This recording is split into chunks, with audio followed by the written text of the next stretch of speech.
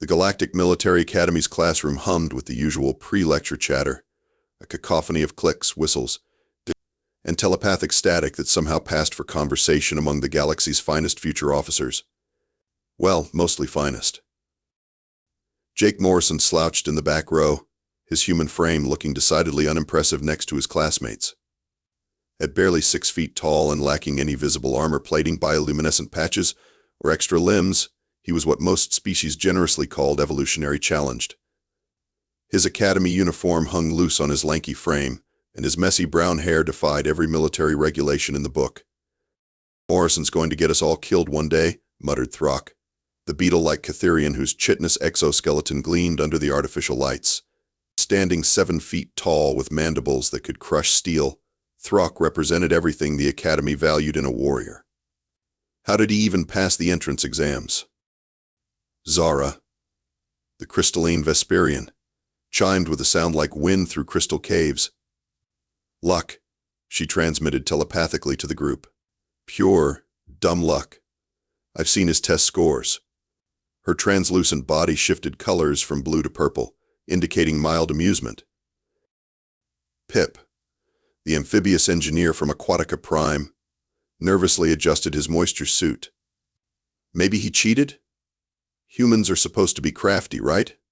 His bulbous eyes darted between his classmates, always anxious about saying the wrong thing.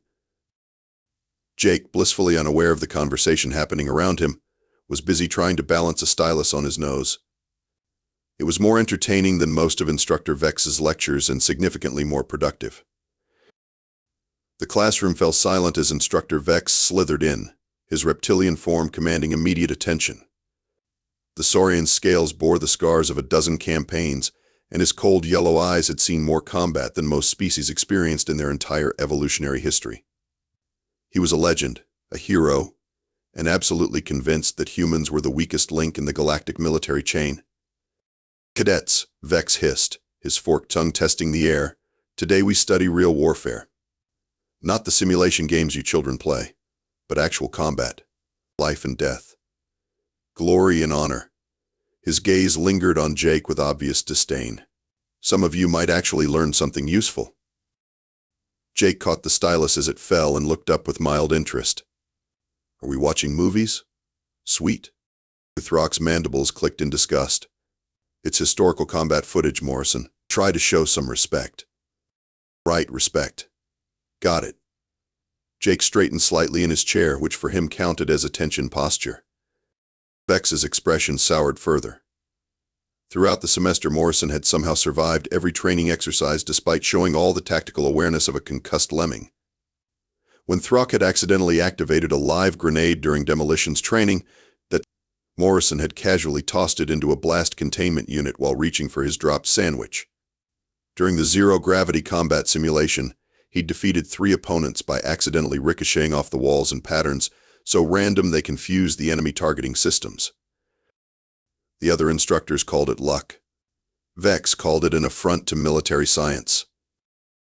"Today's lesson focuses on battlefield medicine," Vex continued, manipulating the holographic display controls with his clawed hands. "You will witness the work of one of the galaxy's greatest unknown heroes, a medic who performed miracles under impossible conditions." The lights dimmed, and the classroom filled with the soft hum of the holoprojector warming up. Jake settled back in his chair, genuinely curious now. He liked medical stuff, though he'd never mentioned that to anyone. Why would he? Nobody ever asked. The holographic display flickered to life, filling the center of the classroom with a 3-dimensional battlefield that made several cadets recoil in their seats. The siege of Kepler 442 billion stretched out before them in horrifying detail, a moonscape of twisted metal and scarred earth where 2 armies had ground each other to pulp over a strategic mining colony. "The siege of Kepler 442 billion, Vex announced with the reverence reserved for religious ceremonies. 300 standard days of continuous combat. 43 different species engaged. Casualty rates exceeded 80%. His voice carried the weight of someone who understood exactly what those numbers meant in terms of real, breathing beings. The footage began with aerial shots of the battlefield, showing defensive positions carved into the lunar surface like infected wounds. Artillery fire traced deadly arcs across the airless void, and the remains of starships dotted the landscape like metallic tombstones. Zara's crystalline form dimmed to a sickly yellow-green. The electromagnetic interference must have been overwhelming, she transmitted, her usual telepathic clarity wavering with distress. How did anyone coordinate in that chaos? Pip whispered, his moisture suit's filtration system working overtime as his stress levels spiked. Throck remained silent, but his mandibles had stopped their usual clicking. Even for a warrior species, this was beyond anything in their recent history. The camera angle shifted to ground level, following a figure in makeshift medical gear as they moved through the carnage. The medic's uniform was so patched and jury-rigged it was impossible to determine their species, but their movements were fluid, purposeful, almost dancing through the destruction. Watch closely, Vex commanded. This medic saved over 300 lives during the siege. Impossible saves. Miraculous interventions. Observe. The footage showed the medic working on a Kytherian soldier whose entire left side had been blown away by a plasma cannon. Using nothing but field supplies and improvised tools, they somehow stabilized the warrior and got him breathing again. The camera caught the medic's hands moving with inhuman precision, stitching together organic and cybernetic components with techniques that shouldn't have worked. That's not possible, Throck rumbled, leaning forward despite himself. Kytherian anatomy doesn't allow for that kind of field surgery. The hemolymph pressure alone would kill him in minutes. And yet he lived, Vex replied. This medic found ways to make the impossible routine. Jake shifted in his seat, making a small noise that might have been interest or indigestion. He was staring at the display with an odd expression, like he was seeing something the others missed. The footage continued, showing save after impossible save. A Vesperian crystalline matrix reassembled from fragments. An Aquatican's respiratory system rebuilt with spare parts from a broken environmental suit. Wounds that should have been fatal converted into minor inconveniences through techniques that violated several laws of physics and all known medical protocols. The medic's identity remains unknown, Vex continued, his voice taking on an almost worshipful tone. They never appeared in any official records, never received commendations. Simply vanished when the siege ended. A ghost who saved hundreds of lives and asked for nothing in return. Must have been a healer-class Etherian, Zara speculated, her telepathic voice steadier now. Their regenerative abilities are legendary. Or maybe a techno-symbiote from the Outer Rim, Pip offered nervously. I heard they can interface directly with medical equipment. Jake cleared his throat softly. Actually, that suturing technique is all wrong for treating Kytherian hemolymph vessels. You need to account for the alkaline composition, otherwise the synthetic fibers dissolve within hours. The classroom fell silent. Everyone turned to stare at the human who had just critiqued legendary battlefield medicine with the casual tone of someone commenting on the weather. I'm sorry, what? Vex's voice carried the dangerous quiet of a predator selecting its prey. Nothing important, Jake said quickly, realizing he'd spoken out loud. Just, the medic probably figured that out later. Smart guy, whoever he was. Throck's compound eyes focused on Jake with new intensity. How would you know anything about Kytherian physiology? Basic anatomy class? Jake offered weakly. Plus I read a lot. Medical journals are surprisingly interesting when you can't sleep. The footage continued, but now everyone was watching Jake as much as the display. His casual comments had introduced a discordant note into what should have been a straightforward lesson in heroic medicine. Vex paused the recording just as the mysterious medic was performing an impossible arterial bypass on a species that didn't technically have arteries. This being, he declared, represents the pinnacle of battlefield medicine. A legend whose skills may never be matched. Jake opened his mouth, then closed it again, clearly fighting some internal battle. Finally, he muttered, well, I wouldn't say never. The classroom atmosphere had shifted from reverent attention to something approaching electric tension. Jake Morrison, the human who couldn't pass basic tactical theory without a miracle, had just implied he knew something about battlefield medicine that contradicted their instructor's expertise. Vex's yellow eyes fixed on Jake with the intensity of targeting lasers.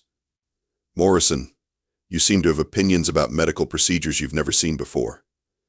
Perhaps you'd like to share your vast experience with the class? Not really, Jake replied honestly, which only made things worse. It's just, that whole sequence with the Kytherian soldier? The medic used a parallel bypass when he should have gone with a series configuration. Parallel works for carbon-based circulatory systems. But Kytherian hemolymph is that weird alkaline buffer that creates back pressure in parallel configurations. The silence stretched until even the ambient hum of the Academy's life support system seemed loud. Pip's bulbous eyes bulged even further than usual. How do you possibly know that? Jake shrugged, the picture of casual indifference. I treated a lot of Kytherian wounds during that operation. You learn to adapt pretty quickly when people are dying faster than you can count them. If the previous silence had been electric, this one was nuclear. Every alien in the room stared at Jake Morrison, the lazy human who needed help opening ration packs, as if he'd just announced he was secretly the Emperor of the Galaxy. Zara's crystalline form flickered through every color in the visible spectrum before settling on a shocked silver. You treated wounds during the siege of Kepler 442 billion? Yeah, I was stationed there for about 8 months. Worst posting I ever drew. To be honest, the gravity was all wrong. The air recycling systems kept breaking down. And don't get me started on the food situation. I lost like 20 pounds and I was already skinny. Jake seemed genuinely more bothered by the dietary situation than the legendary battle.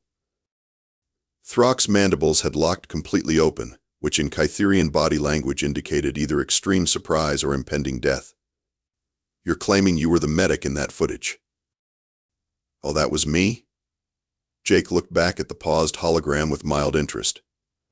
I looked terrible. That armor never fit right, and the helmet camera adds like 10 pounds. Also, why do they always use the worst angles? There's literally 300 days of footage and they picked the shot where I'm elbow deep in Throck's cousin's hemolymph cavity. Vex's scales had shifted to a deep red that indicated either rage or imminent cardiac failure. Morrison, are you seriously claiming to be the legendary hero of Kepler 442 billion? Hero? Dude, no, I was just the medic. We had quotas, Military medicine is basically customer service with more blood. You patch them up, send them back to fighting, repeat until someone declares victory, or you run out of spare parts. Jake paused, considering. Though I did get pretty good at the spare parts thing. You'd be amazed what you can do with a broken environmental suit and some creative thinking.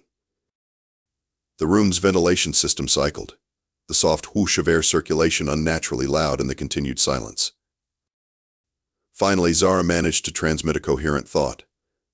But the techniques you used, they're impossible. No one has that level of skill. Impossible is a strong word. Jake replied with the patience of someone explaining basic concepts to children. Improvised, maybe. Unorthodox, definitely. But when you're working 18-hour shifts and people keep bleeding on you, you figure things out. Plus, humans are pretty good at making stuff work that technically shouldn't.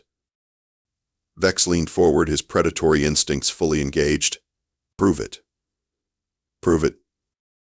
Prove what? Prove you were there.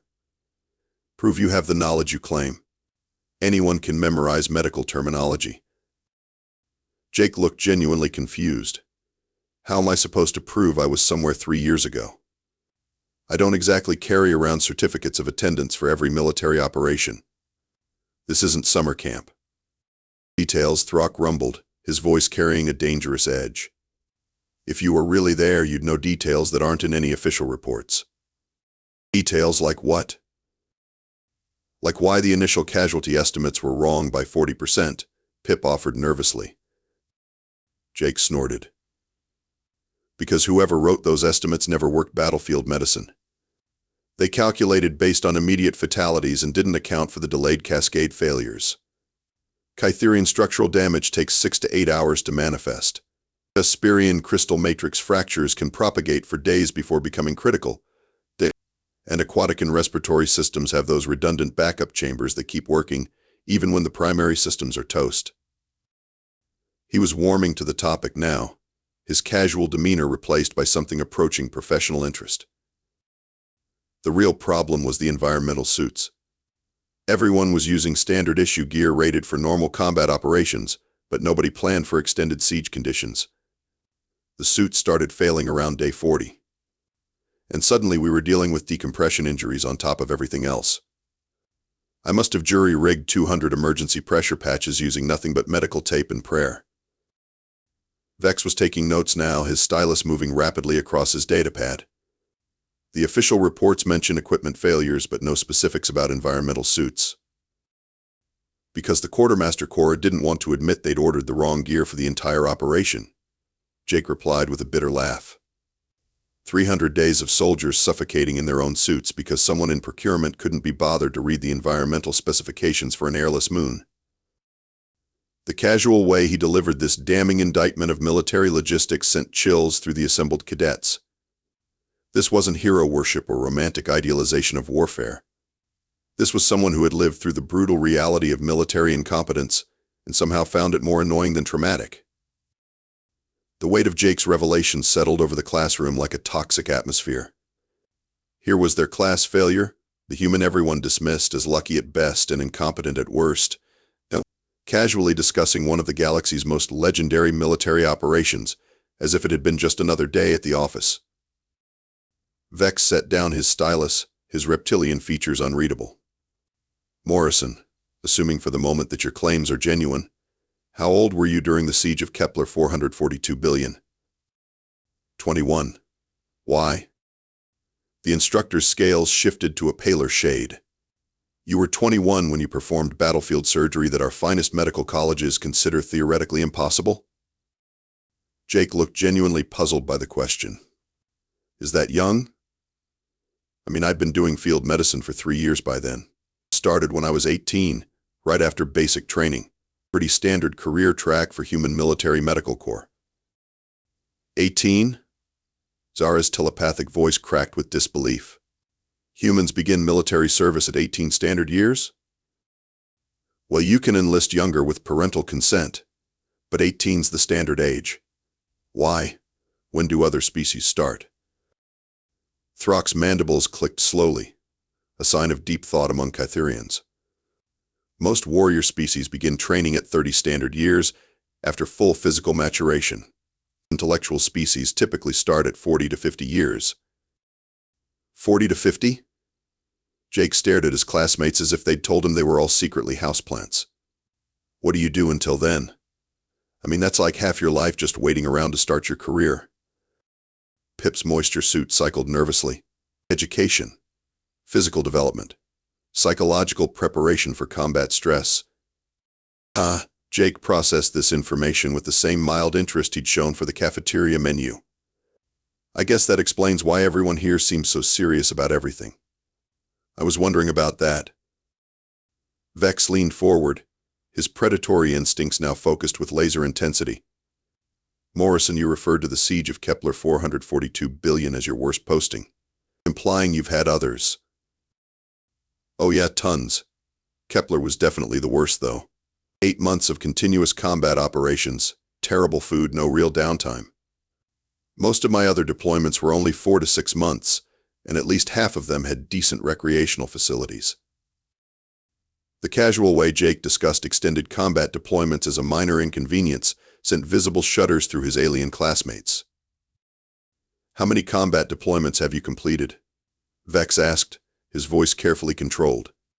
Jake counted on his fingers, lips moving silently. Kepler 442 billion, the Andromeda border conflict, the Vega Station incident, the thing with the pirates near Rigel, that weird situation in the Horsehead Nebula that we're not supposed to talk about, and the evacuation of New Geneva. So 6 major deployments, plus maybe a dozen smaller operations.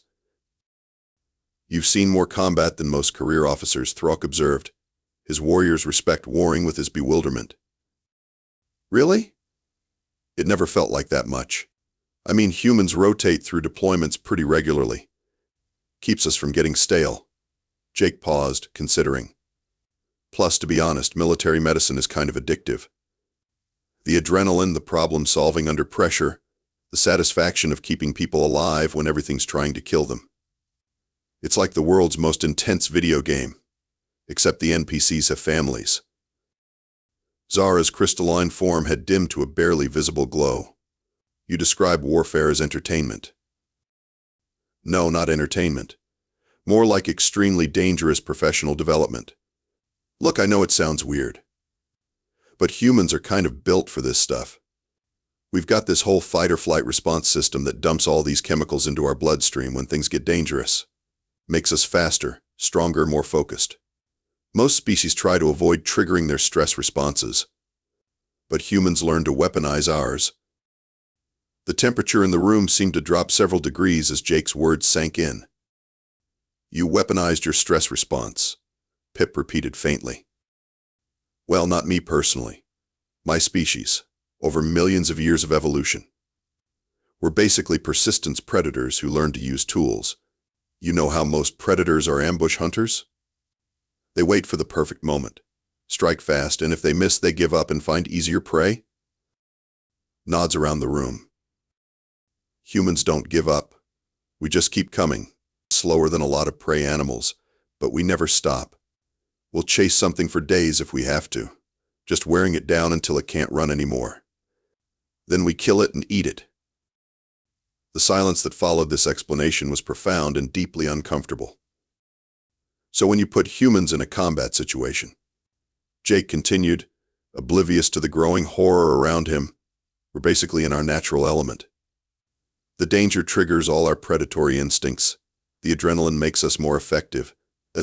And our persistence means we just keep fighting until either we win or everyone on our side is dead. Vex's stylus fell from nerveless claws. Morrison, what you're describing is not military doctrine. That's barely controlled psychopathy. Nah, psychopaths don't make good medics. We care too much about keeping people alive. It's more like channeled aggression with a strong humanitarian overlay. Jake seemed to consider this description and found it satisfactory.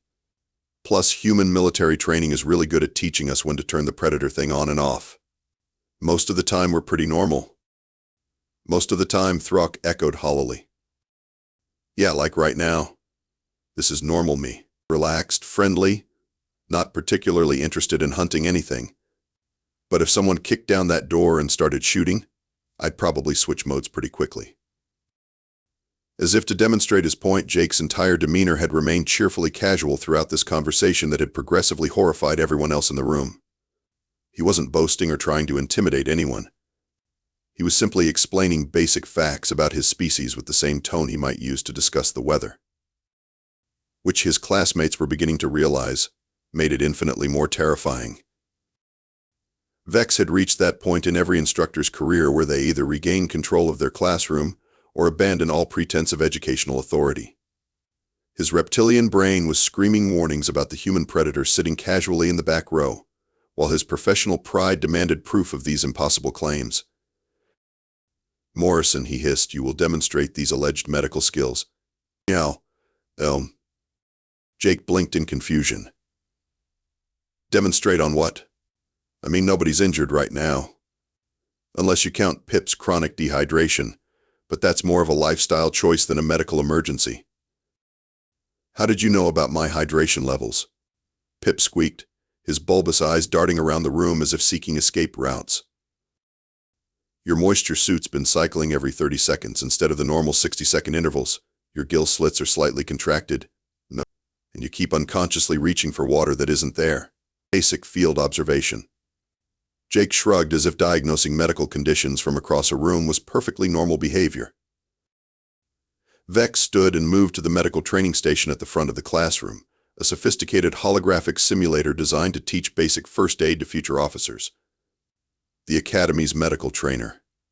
Standard combat injury scenarios. If you're really the legendary medic from Kepler 442 billion, this should be trivial. Sure, I guess. Though those simulators are kind of limited. They don't account for real-world variables like equipment failures, environmental hazards, or the fact that wounded soldiers rarely cooperate with medical procedures. Jake ambled to the front of the classroom with the enthusiasm of someone heading to a mildly interesting lecture. The medical trainer hummed to life, projecting a holographic patient with multiple trauma wounds. Scenario 17, Vex announced. Multiple species casualties, limited supplies, hostile environment. Begin. Jake studied the holographic display for perhaps 3 seconds before moving to the supply cabinet. Okay, first problem. The simulator's giving me a standard medical kit designed for controlled training environments. In real combat, you're usually working with whatever you can scavenge. He opened the medical kit, frowned, and began removing items. Sterilized instruments, pre-measured medications, pristine bandages. This is cute, but completely useless for field work. To everyone's growing alarm, Jake began raiding the classroom supplies. Cleaning fluid from the janitorial station, insulation tape from the electronics repair kit, even the nutritional paste from someone's forgotten lunch. Morrison, what are you doing? Vex demanded. Making realistic medical supplies. In real combat situations. You learn to improvise. Cleaning fluid works as antiseptic if you dilute it properly. Insulation tape makes excellent emergency sutures for non-critical wounds. And nutritional paste has the right viscosity to seal minor punctures in environmental suits.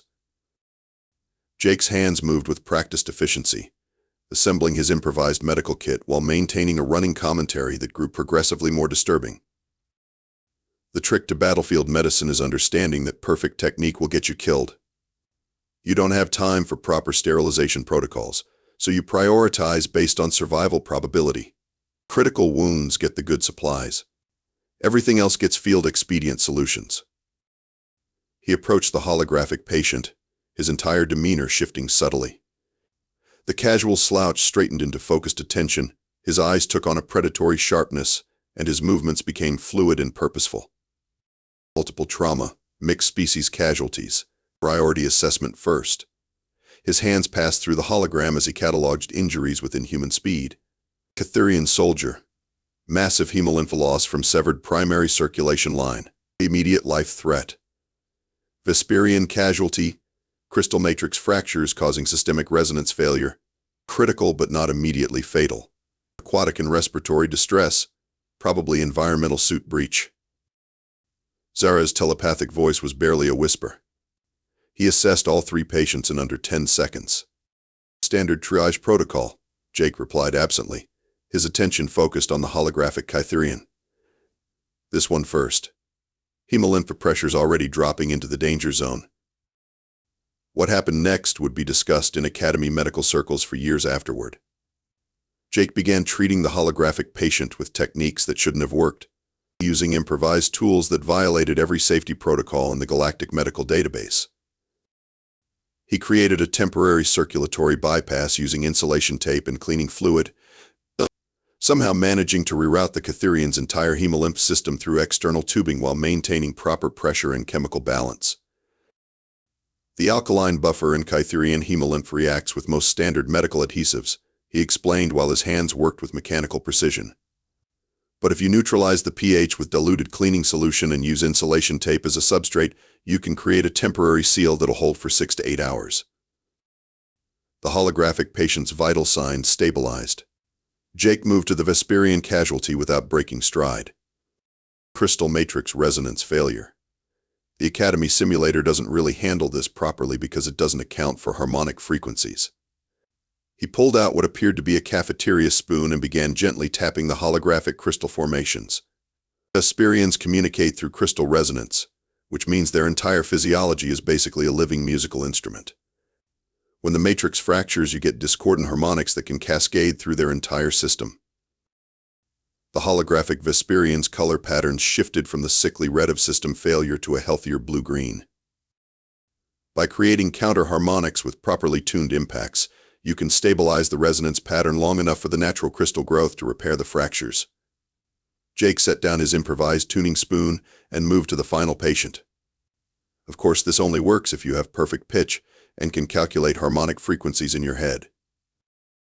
Throck's mandibles were clicking in a rapid pattern that indicated either extreme agitation or religious ecstasy. You have perfect pitch? Most humans do, relative to our species' acoustic range. It's just pattern recognition, really. Jake finished with the aquatic inpatient in under 2 minutes, but somehow managing to repair a complex respiratory system failure using nutritional paste and spare parts from a broken datapad. The medical trainer's assessment system chimed cheerfully and announced that all 3 patients had achieved full stability with a 97% probability of complete recovery. The classroom was silent except for the soft hum of life support systems and Pip's increasingly rapid breathing. "This is impossible," Vex whispered, staring at the diagnostic readouts. "These techniques don't exist in any medical database." "Because they're field innovations," Jake replied, already cleaning his improvised tools with the casual efficiency of long practice. "You develop them under fire and either they work or everyone dies. The ones that work, you remember. The ones that don't, well, there's usually nobody left to file a report."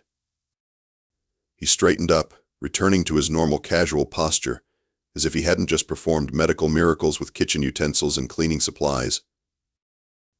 "Any other questions about battlefield medicine?" Word of Jake Morrison's demonstration spread through the Galactic Military Academy with the speed of classified information, which is to say everyone knew about it within 6 hours. By the next morning, Jake found himself the uncomfortable center of attention from instructors, cadets, and visiting officials who had previously considered him barely worth noticing. The change was immediate and deeply confusing to someone who'd spent most of his academy career trying to avoid attention. Suddenly, other cadets were asking him for medical advice, combat instructors were requesting his opinions on tactical scenarios, and the academy's senior medical staff wanted to interview him about innovative battlefield techniques. Jake handled this newfound celebrity status with characteristic obliviousness. "I don't understand what the big deal is," he confided to Throck during lunch, apparently unaware that half the dining hall was listening to their conversation. "It's just basic field medicine. Any human medic with decent combat experience could do the same stuff." Throck, whose entire worldview had been restructured over the past 24 hours, made a non-committal clicking sound. "Perhaps human medics are more advanced than other species realized." "Advanced? Nah, we're just stubborn. Most species seem to approach medicine like it's some kind of precise science with rules that can't be broken. Humans treat it more like aggressive problem-solving with a medical theme." Jake took a bite of what the Academy optimistically called food and made a face. "Plus, we're used to working with limited resources. Earth's been through like 6 major wars in the past century, so our medical corps learned to improvise out of necessity." Zara materialized near their table, her crystalline form shimmering with curiosity colors. "6 major wars? In 1 century? Give or take. Depends on how you define major. There were also maybe 30 smaller conflicts, but those were mostly regional things. Nothing that required full planetary mobilization." The casual way Jake dismissed planetary-scale warfare as a minor inconvenience sent ripples of unease through the nearby listeners. Pip appeared at Jake's elbow with the nervous energy that had become his constant state since the medical demonstration. "Jake, can I ask you something about human military doctrine?" "Sure, but I'm not really a strategist. I just patch people up and try not to get shot. The thing is, I've been researching human military history, and the numbers don't make sense. According to galactic databases, humans have been involved in armed conflicts for over 90% of your recorded history." Jake nodded as if this was perfectly reasonable. "Sounds about right. We're a pretty competitive species, always fighting about something. Religion, resources, territory, political systems, trade routes whose turn it is to take out the garbage. You name it, we've probably had a war about it. But how do you maintain technological advancement with constant warfare?" Zara asked. "Most species require extended periods of peace for scientific development." "Oh, war actually accelerates our technological development. Nothing motivates innovation like someone actively trying to kill you. Most of our major breakthroughs happen during wartime. Advanced medicine, space travel, communications technology, even food preservation. War is basically humanity's primary driver for technological progress." The dining hall had gone completely silent. creating the awkward atmosphere of an entire room full of people pretending not to eavesdrop on a conversation that was rapidly redefining their understanding of human civilization. Instructor Vex approached their table, his reptilian features arranged in an expression of professional curiosity, mixed with barely concealed dread. "Morrison, I've been reviewing your academy records. Your entrance exam scores were barely adequate, your tactical assessments are mediocre at best, and your knowledge of standard military protocols is frankly embarrassing." Jake looked up from his lunch with mild interest. "Okay. Is there a question in there somewhere? How do you reconcile these academic failures with your claimed combat experience?" "Easy. Academy training is designed for multi-species cooperation using standardized protocols that everyone can understand. Human military training is designed for humans fighting other humans using whatever works." Jake gestured vaguely with his fork. "Completely different skill sets." "Elaborate." "Well, take basic tactical theory. Academy doctrine emphasizes careful planning, resource management, and minimizing casualties through superior strategy. Human tactical doctrine emphasizes overwhelming violence applied as quickly as possible until the enemy stops moving." Vex's scales shifted to a disturbing shade of pale green. "That's not strategy. That's barely organized destruction." "Exactly. Humans figured out a long time ago that the enemy can't implement complex battle plans if they're all dead. So we focus on killing them faster than they can kill us, and worry about elegant strategy after we win." Throck leaned forward, his warrior's instincts both fascinated and appalled. "What about honor in combat? Rules of engagement? The warrior's code?" Jake considered this question with the same thoughtfulness he'd shown for differential equations. "I guess our warrior's code is pretty simple. Protect your people, complete the mission. Try not to die. Everything else is just details." "That's not a code," Pip objected. "That's barely a guideline." "Maybe, but it works. Humans have never lost a war where our survival was actually threatened. We might lose battles, campaigns, even multi-year conflicts, but when it comes to species-level survival, our track record is pretty solid." The implications of this statement settled over the assembled aliens like a toxic cloud. Here was a species that treated galactic-scale warfare as routine professional development, whose idea of military medicine involved jury-rigging life support systems from spare parts, and whose tactical philosophy could be summarized as kill everything hostile until the problem goes away. And they'd been treating humans as the weakest members of the Galactic Military Alliance.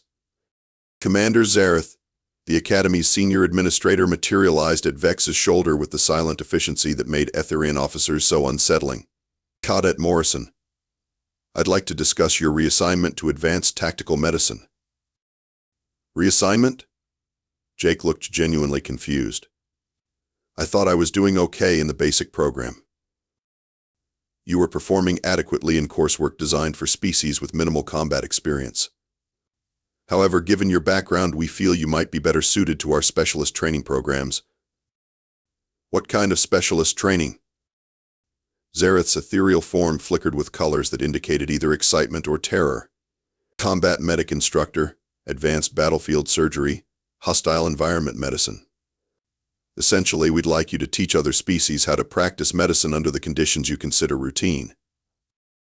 Jake brightened considerably. "That sounds way more interesting than sitting through basic lectures about stuff I already know. When do I start?"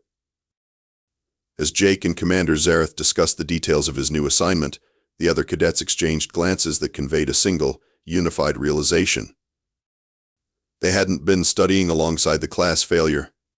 They'd been sharing classrooms with a predator who'd been politely pretending to be as harmless as they were. And now the Academy wanted him to teach other humans to do the same thing. Vex slumped in his chair, his predatory instincts finally accepting what his rational mind had been trying to deny. The humans weren't the weakest link in the Galactic Military Alliance.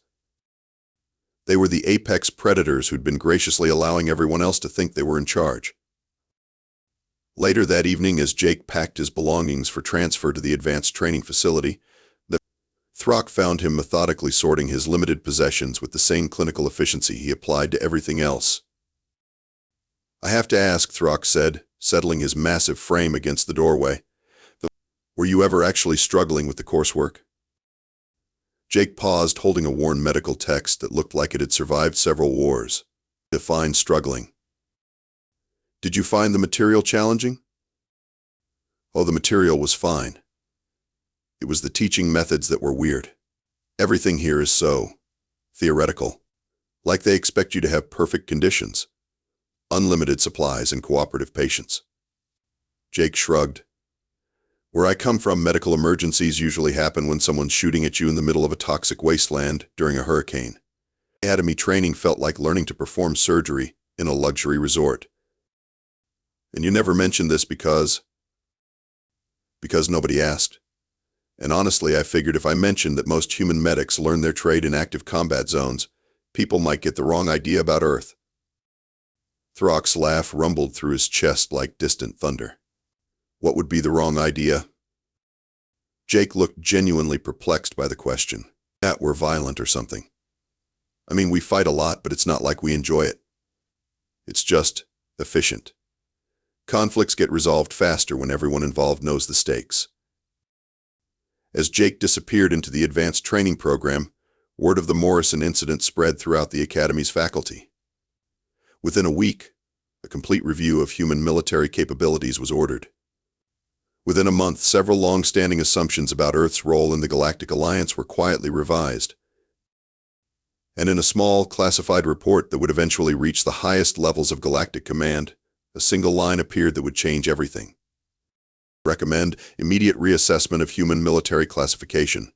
Current designation as auxiliary support may be catastrophically inaccurate. The galaxy was about to discover that humanity's greatest weapon wasn't their technology, their numbers, or even their stubborn resourcefulness. It was the fact that they'd been holding back.